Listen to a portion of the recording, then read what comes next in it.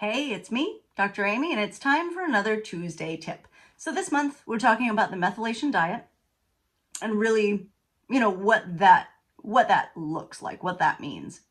Now, methylation diet and MTHFR diet, same, because the biggest problems with MTHFR are caused by poor methylation, and also MTHFR mutation is the most common cause of poor methylation. So it's sort of a double-edged sword there. It goes both ways.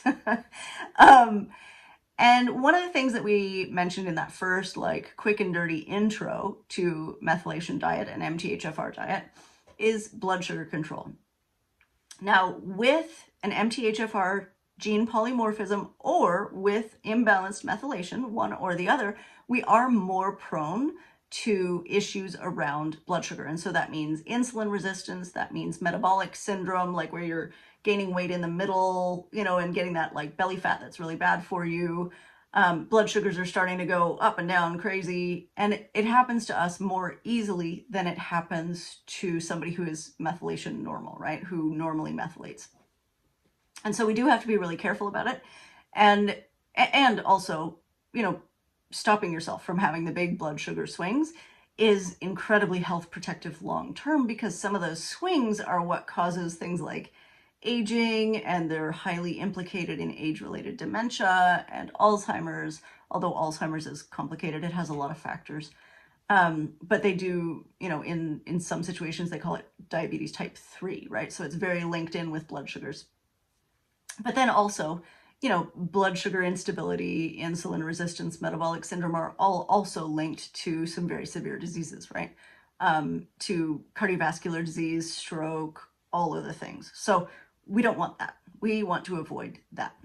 Now, I think honestly, the easiest way to get started with managing blood sugars and to really kind of leveling them out, first off, if you're following the methylation diet and you get foods fortified with folic acid out of your diet, that's going to be a huge step, because those are largely grains, right?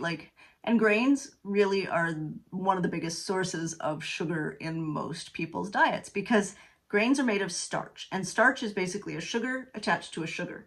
And so all your body has to do is break open that one little bond. And as soon as that bond is broken, it's sugar, right? That was all we needed to do. There it is. So outside of just eating regular sugar, this starch is kind of the biggest influence on our blood sugar levels. So getting those, bready, pasta-y, pastry-y things out of your diet, you're already 80% of the way there.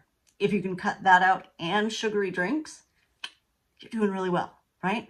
And then, if you're craving something sweet, try to have it after a meal that included a veggie, right? So a meal that included a veggie, eat the sweet after that meal, and look for sweets that are higher in fat. And so maybe a little bit richer, a little bit, like chocolate mousse, or even chocolate, like dark chocolate, something like that, where it's a really rich sweet. It's wonderful, but it's also not like a sugary sweet, right? So something like that would be better than Sour Patch Kids, right?